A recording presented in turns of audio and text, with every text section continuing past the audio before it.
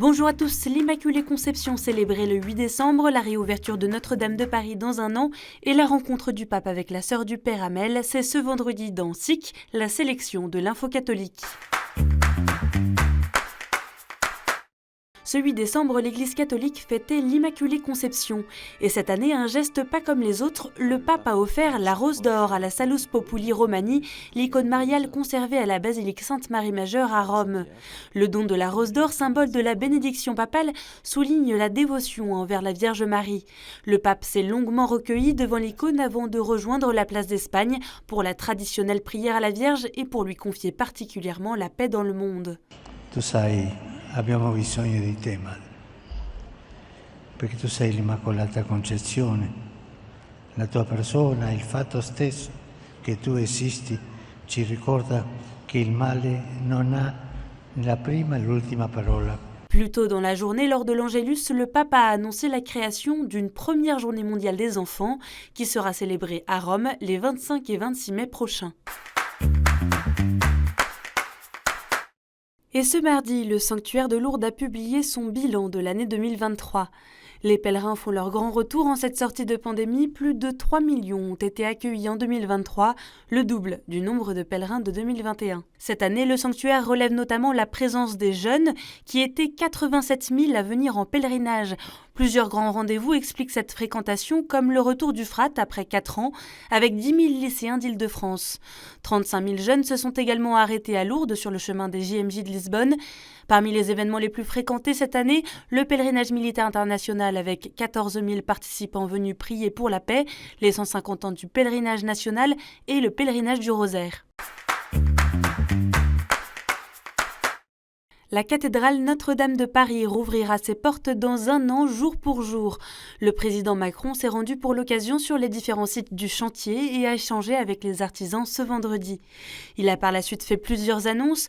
Sur la proposition de l'archevêque de Paris, 6 vitraux de la partie sud de la cathédrale seront changés pour porter la marque du XXIe siècle.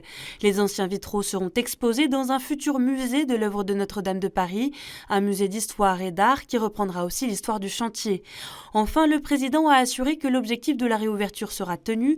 Monseigneur Laurent Ulrich pourra célébrer le 8 décembre de l'année prochaine. Samedi soir à 21h40, KTO vous emmène dans les coulisses de ce chantier historique, à la rencontre des artisans et des artistes.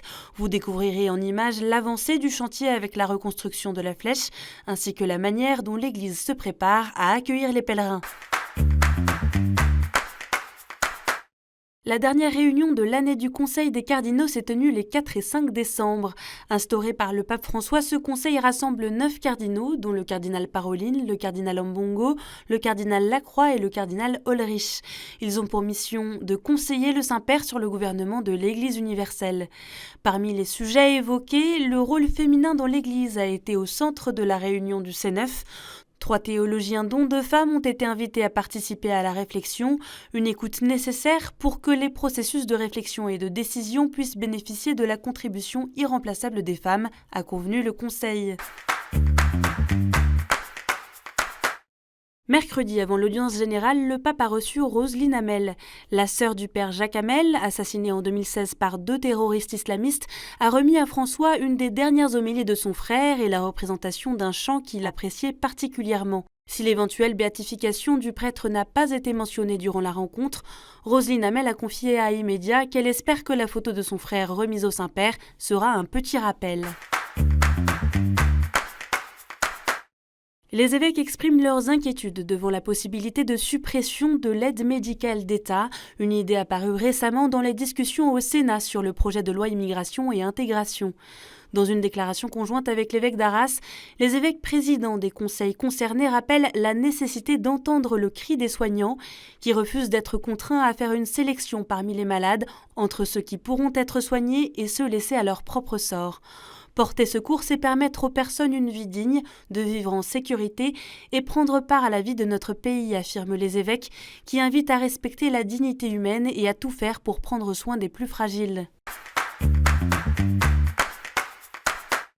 Et en bref, ce mercredi, un invité un peu spécial a toqué à la porte de l'évêque du diocèse de Namur en Belgique. Bonjour, Monseigneur Warin. Voilà. Comment allez-vous? Ça va bien. Voilà. C'est Saint Nicolas, le jour de sa fête, qui est venu visiter Monseigneur Warin. Au cours d'un dialogue complice, Monseigneur Warin a invité celui qui fut l'évêque de Myre au IVe siècle à faire de la Saint-Nicolas une Saint-Nicolas solidaire. Monseigneur Pierre d'Ornelas, archevêque de Rennes, a béni le chantier de la future maison catholique des étudiants à Rennes.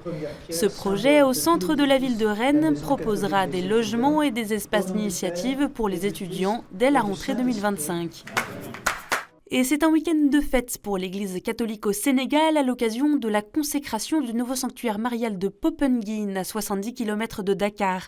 La consécration de la basilique Notre-Dame de la Délivrande et de sa grotte auront lieu samedi en présence de l'archevêque de Dakar, Monseigneur Benjamin Ndiaye, et du cardinal Parolin, secrétaire d'État du Saint-Siège.